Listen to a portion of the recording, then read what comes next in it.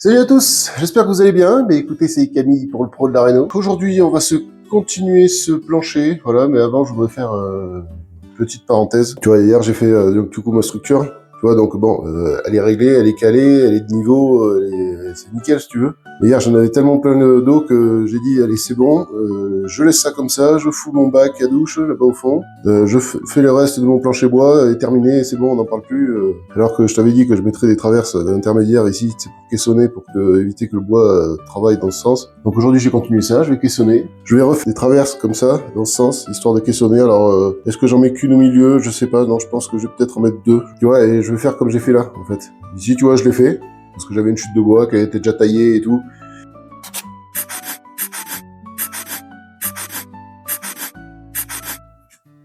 Là, j'écris la cote que fait mon bois. Parce que quand je vais arriver là-bas, ça, c'est... Petite astuce, ça évite de chercher quel bois va où.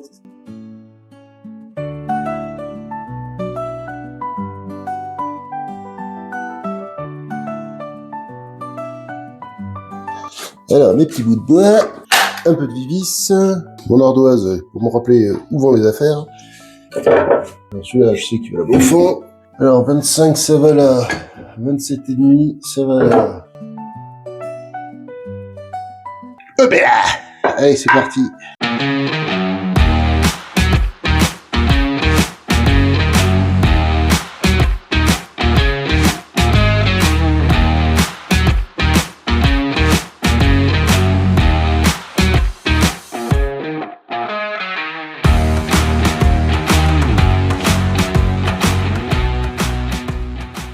Oh, ça bouge plus du tout, là.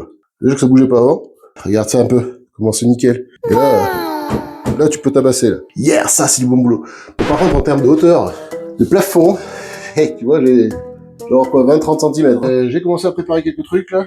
Je vais faire mon évacuation de la douche. Tu vois, j'ai tout préparé. La bombe de la douche qui est là, la clic-clac, la colle de la toile, mon tuyau que je me sers pour les évacuations de douche et de baignoire. Alors c'est un peu comme du tuyau piscine, c'est un peu souple. Tu sais que les bacs à douche, tout ça, quand tu les mets en place, tu le fais en rigide, des fois tu te galères si la bande elle est pas vraiment droite ou que t'as pas la bonne altimétrie, tu risques de casser ton PVC. Donc ça c'est un peu souple, tu vois. Comme ça, si j'ai quelques millimètres à rattraper ou quoi, avec ça, ça me permet de compenser.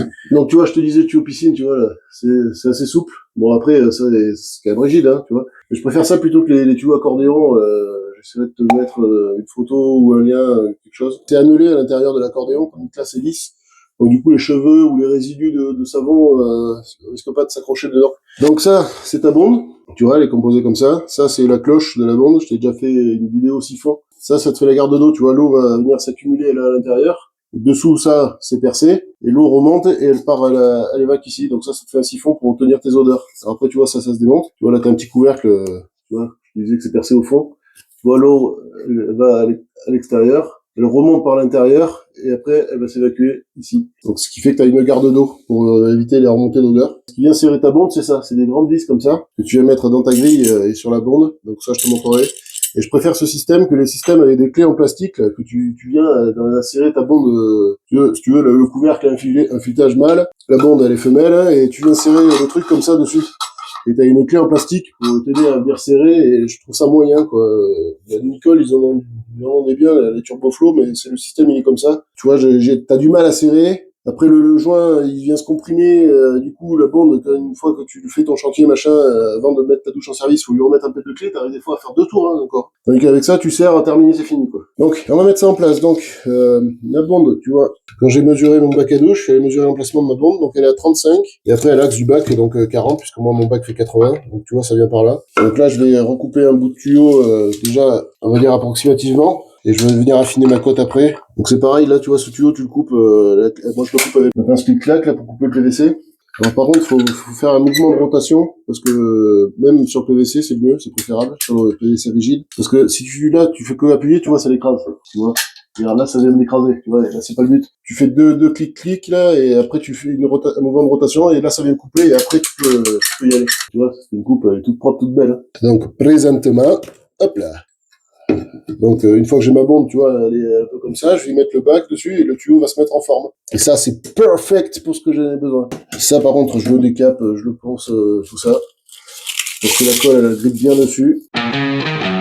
Alors après, moi, tu vois, t'as ça, t'as l'écrou avec le joint. Alors la partie historique, tu vois, conique, elle vient dans le côté bonde, parce que tu vois ta bonde à l'intérieur, elle est conique aussi. Et là, sur l'écrou, il y a une portée plate. Et donc c'est pour mettre le côté plat de ton joint, mais ne mets pas le joint à l'envers, parce que sinon ça va faire un panier à salade. Et après, ça vient comme ça. Et le tuyau, en serrant, l'écrou va bien serrer le joint sur le tuyau. Et moi, ce que je fais, en plus, je décolle. Clac. Allez, hop, impeccable. Donc ça, on va le laisser un peu faire sa prise. Je vais le tenir 2-3 minutes là, et après je vais aller boire mon kiaf. Bon alors, les bricolos. Je vais préparer pour mettre le bac. Je vais aller chercher 2-3 trucs. Avant, je vais mettre les écrous à l'intérieur de ma bombe. Alors, tu vois, regarde, mes vis et mes écroutes. Voilà, les écrous, faut les mettre à l'intérieur là. Ici, là, dans les petites réservations. Donc là, tu viens les glisser dedans. Il faut les mettre avant parce que une fois que tu as le bac dessus, l'épaisseur du bac et tout, tu te galères. Donc là, ce que je vais faire, je vais contrôler mon niveau. Donc ici, là, je suis pilou. Là, non, j'ai un petit défaut. Là, j'ai mon bois, il est désaffleurant légèrement. Donc je vais me surélever, je vais mettre des cales. Tu vois, je vais les coller les cales dessus le bois. Voilà, donc là, je mets mes cales. Là, je suis pile de niveau. Donc je vais en mettre de partout, un peu des cales. Alors ça, je le fais à chaque fois, ce système-là, tu vois, quand je dois le poser sur des planchers bois ou directement au sol, tu vois, sur une dalle béton ou comme ça. Tu sais que tu as fait ta réservation pour ta bombe, bien sûr, et que tu dois poser sur la dalle béton ou quoi. Je mets des cales comme ça, je les colle dessus, ça bouge plus après. Et après, je vais coller mon bac sur le bois et sur les cales. Comme ça, il n'y a plus rien qui bouge, c'est tout nickel, tout beau. Un peu épais, pas assez épais, pile poil. Voilà, pile de partout. Voilà, donc maintenant, je vais les coller, mes cales. Donc ta cale, tu l'appuies bien, que... Tu vois, la surépaisseur de la colle ne modifie pas un petit peu l'altimétrie. Vous n'avez pas oublié? C'est bon. Ils sont toutes collées, serrées. Donc là maintenant, il faut débarrasser le plus possible la pièce parce que quand tu vas arriver avec ton bac, il faut de la place. Elle est là, la bête. Ça y est, on a été la chercher. Donc je vais mettre de la colle de partout. Donc là, je refais des plots de colle, tu vois, sur les cales, puisque c'est là que le bac à douche va poser. Mais après, je vais en mettre entre aussi, pour qu'il colle sur ma structure et qu'il colle pas que sur les cales. Donc je vais vérifier ma réservation aussi quand même, que le bac à douche rentre bien dans l'emplacement où il est censé aller. Donc là, c'est pas le moment de tirer sur la came, tu vois, là de la colle, faut en mettre, hein, faut pas avoir peur, faut pas que le bac il bouge. Ah, allez, ça va aller. Et voilà. Allô, 1, 2, vous me recevez? Tu vois, il y a du jour entre le mur et mon bac. Ça arrive souvent ça. Alors soit tu peux essayer de répartir de droite-gauche, si jamais les murs sont terminés. Moi le mur, tu vois, il faut que je refasse encore une passe d'enduit avant de carreler et tout. Et après j'ai mon étanchéité et tout qui vient, donc ça va me refaire des surépaisseurs. Mais si t'as le cas de figure comme ça, c'est pas grave, tu t'inquiètes pas, parce que ta faïence, ça va prendre, en général, la faïence, ça fait entre 7 et 9 mm, je crois. Suivant ce que tu mets, après bien sûr, si tu mets de la pierre ou quoi, c'est encore plus épais. Donc là, tu vois, j'ai entre 5000 et 1 cm à peu près. Donc avec les épaisseurs d'enduit et mon carrelage, ça se verra plus. Par contre, l'étanchéité, je vais la faire de suite. Comme mon support, je vais mettre 1 cm de silicone, on s'en fout. Hein. Là, faut pas que ça fuit, parce que là, ton silicone que tu vas mettre, alors moi j'utilise du silicone colle là pour ça. Le silicone sanitaire, je trouve que ça suffit pas, j'ai déjà été embêté un peu avec ça. Tu vois là, tout le tour. Après, tu peux faire un gros joint. Bon, bien sûr, là, tu fais pas un joint de vache qui dépasse de ça sur le bac. Hein. Si t'as peur, tu mets du scotch sur le tour pour éviter d'en mettre sur le bac. Une fois que le silicone va y être sur le bac, il y reste. Hein. Voilà, parce que quand tu viens faire reposer ta faïence sur ton bac à douche, tu refais un joint silicone, c'est entre ton bac et ta faïence. Sauf que les assurances, ils te disent que ça, c'est un joint d'embellissement et de propreté. Alors bien sûr, il fait l'étanchéité, il faut que tu le refasses 1 à 2 fois par an. Alors suivant les assureurs que tu as, s'ils sont sympas, ils te disent 1 fois par an. Si ils sont moins sympas, ils te disent c'est tous les 6 mois. Et c'est à ta charge, et c'est à la charge du locataire. C'est pas la charge du propriétaire, c'est pas le proprio qui vient tous les 6 mois faire le joint. Et du coup, le joint que moi je fais, tu vois, c'est le joint qui, s'il y a une infiltration d'eau qui n'y est pas, c'est pour ma poire. Même si t'as pas refait ton joint, rien du tout. Donc c'est pour ça que ce joint, il faut qu'il soit vraiment hyper bien fait, c'est hyper important, tu vois. Je vais faire mon petit joint, tout le tour, tout nickel, tout beau. Visser ma bonde, et puis pour le bac à douche sera terminé, on va pouvoir mettre le plancher bois. Normalement, sur mes chantiers, chez mes clients, tout ça, je mets mon produit d'étanchéité avant de mettre le bac, parce que déjà, 1, ça m'évite de le protéger, et 2, je trouve qu'en termes d'étanchéité, c'est mieux. Là, je l'ai plaffé, je vais pas te mentir. Tu sais pourquoi je l'ai pas fait? Parce que je l'ai oublié. Bon, après, ça a aucune incidence, c'est pas grave, parce que le DTU, il dit que, il dit rien à ce sujet, il dit pas faut faire l'étanchéité avant, après, et tout ça. L'important, c'est que l'étanchéité, elle soit derrière ton carrelage. Allez, on se met la bonde, on se met le joint et tout. Alors je te conseille de mettre la bonde d'abord avant de faire ton joint périphérique. Parce que si tu fais ton joint périphérique et que ta bonde finalement tu t'es trompé dans la vidange ou tu t'es trompé dans ta cote et qu'il faut que tu ressortes le bac et que tu as fait ton joint, mais t'es comme un lampe. Tu vois, je vérifie ma forme de pente, que l'eau elle parte bien vers ma bombe, tu vois, au cas où tu sais, à l'usine il se soit trompé ou quoi. Donc là je mets ma grille, j'aligne ma bombe dessous, je remets le ouinge, et là tu vois mon tuyau souple il m'aide à ramener ma bombe. c'est impeccable. Donc là, je peux monter sur le bac et même, c'est préférable que je monte sur le bac parce que comme ça, il écrase la colle dessous, nickel. Voilà, tu mets tes 3 vis.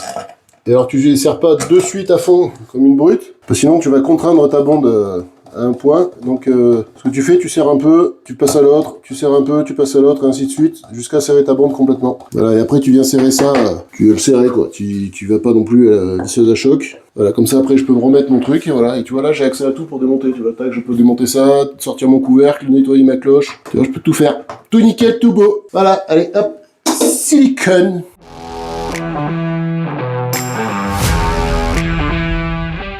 Voilà, regarde mon bac comme il est beau. Je fais les joints périphériques là tout le tour, tout nickel. Bien appuyé, bien lissé, que ça me gêne pas après pour poser ma faïence. Tu vois là, la réservation carrée, là j'ai une grille en inox moi qui vient dessus et c'est fourni avec le bac à douche. Donc voilà, donc là je vais le protéger, carton, scotch. Là on va se mettre le bout de plancher du coup maintenant ici. Voilà, bon en tout cas moi je vais te laisser là-dessus. On verra ça après dans un prochain épisode, l'histoire du plancher et tout. Donc si ça t'a plu, n'hésite pas, comme d'habitude. Tu mets le petit pouce bleu, tu déglingues, tu t'abonnes, tu partages. Si t'as des questions, petit commentaire. Et puis moi je vous dis à la prochaine, dans une prochaine vidéo. Allez, comme d'habitude, le cœur à l'ouvrage et courage pour vos travaux, mes petits bricolos. Et puis portez-vous bien. Allez, à plus.